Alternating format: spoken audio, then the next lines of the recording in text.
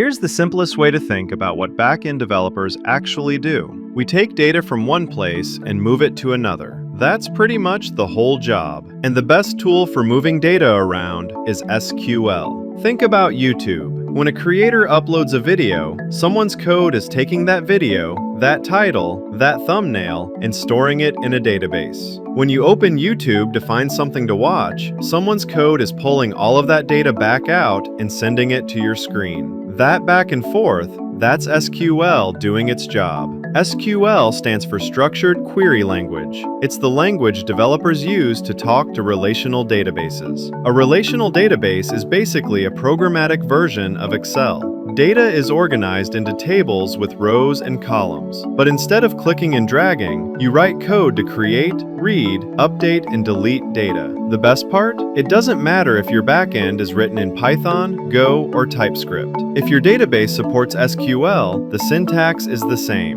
One language works everywhere. That's why SQL has been around for decades and isn't going anywhere.